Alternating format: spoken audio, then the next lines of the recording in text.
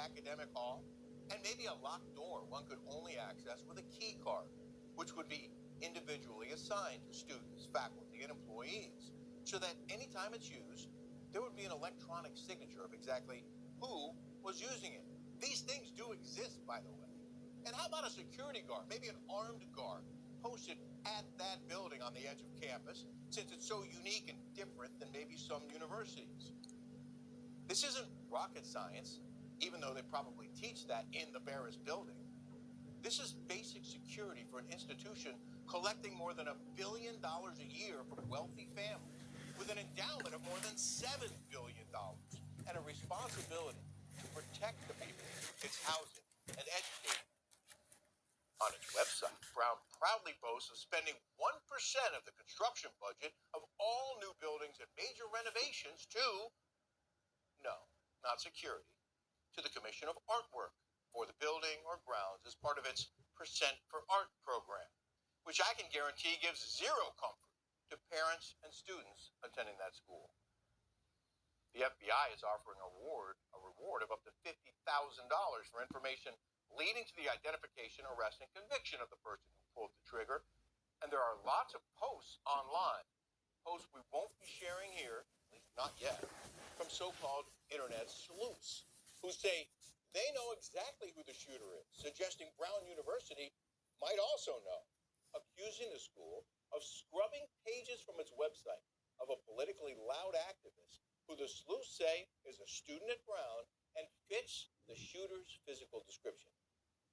In response to questions about these rumors, authorities said there were lots of reasons the school might remove pages from the university website, warning the press and the public not to attribute motives or prematurely place blame on anyone. But those same authorities are asking for the public's help, and the video and images they've released are far from definitive and leave lots of room for interpretation. Ultimately, the shooter likely will be caught. But Brown and every other school across America needs to learn from this and do everything they can to make campuses actual safe spaces so this doesn't happen again. We'll have more on this later in the show, but right now, let's get to our top story tonight. President Trump will address the nation in a primetime speech set to highlight his accomplishments to date, less than a year into his presidency, focusing on the economy, trade deals, and our far more secure border. White House correspondent Mike Carter is live with what we can expect to hear less than 2 hours from now. Mike? Yeah, Rick, good evening. You know, last week, President Trump saying about the economy, he gives himself a grade of A+++++. Well, today, the president on his way back from Dover, Delaware, of course, there alongside Secretary of War Pete Hegseth, observing the dignified transfer of the bodies of Sergeant Edgar Brian Torres Tavara and Sergeant William Nathaniel Howard, were, of course, killed in the ISIS attack in Syria over the weekend. President Trump on his way back to Washington, previewing what we can expect in this primetime speech tonight. The message this evening is we inherited a mess, and we've done a great job, and we continue to, and our country is going to be stronger than ever before very soon. Well, there you go. President Trump saying he inherited a mess just a day after mixed news in the latest jobs report showing the economy adding more jobs than expected in November, but with unemployment ticking up to 4.6%, the highest in 4 years. Tonight, in a primetime speech, the president is expected to once again address the dreaded A word, affordability, head on. Tonight, we expect President Trump to talk about some of his plans to help continue lowering prices, including $2,000 tariff rebate checks, $1,000 for children in Trump accounts, tariff cutouts for more than 200 food items aimed at lowering grocery costs, a 50-year mortgage proposal, and the administration also moving this week to scrap Biden-era fuel efficiency rules, promising cheaper cars that are, quote, environmentally friendly without the scam, unquote. Gas prices also dipping under $3 per gallon in the last several weeks. Also tonight, the president, just a day after ordering that blockade on Venezuelan sanctioned oil ships, today, the Venezuelan Navy ordered to escort some of those ships, those oil-carrying ships, off the Venezuelan coast, potentially escalating a confrontation with the U.S. military. President Trump speaking to the issue a few hours ago. It's the blockade. Not going to let anybody going through that shouldn't be going through. You remember they took all of our energy rights. They took all of our oil from not that long ago, and we want it back. But they took it. They illegally took it. Rick, this is expected to be a 15-minute speech, or at least a 15-minute written speech by President Trump tonight. He'll deliver it from the diplomatic reception room in the White House. Of course, the president loves to do the weave, so we'll see what other issues he brings up. But the heavy focus on the economy expected for President Trump tonight. Rick? Well, Mike, you just answered my question, because anyone who's watched one of President Trump's rallies knows that he can speak for an hour, 90 minutes or more. So I guess it'll be limited to 15 minutes, a script, no crowd to egg him on and maybe engage him and make this thing any longer. Yeah, Rick, no reporters will be in the room. This is going to be a direct-to-camera speech by the president tonight.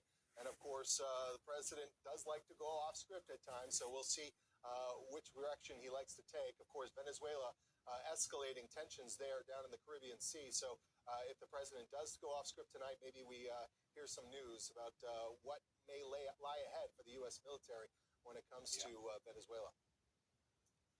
Mike Carter at the White House, we appreciate you, sir. A lot of serious stuff to address during his address and after. So thank you for that. We're going to welcome in now Republican Congressman from Texas, Michael Cloud. Congressman, thanks for coming on the show. What do you expect the president's focus will be tonight? And what do you think are his most impressive accomplishments some 11 months into his second term?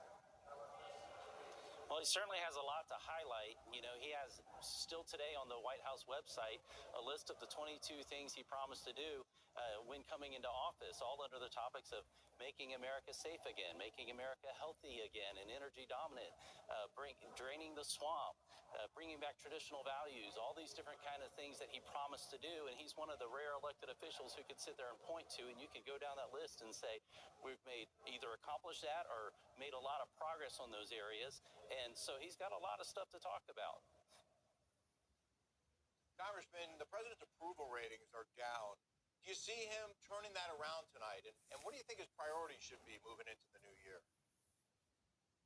Well, I think coming before the American people and reminding them of why he elected him is certainly going to help. Letting him, sometimes, you know, you're not in the Oval Office. Very few of us get the chance to do that. Certainly the American people don't have the opportunity to know the heart and everything that he's working on. But he's doing the things to really make the long-term.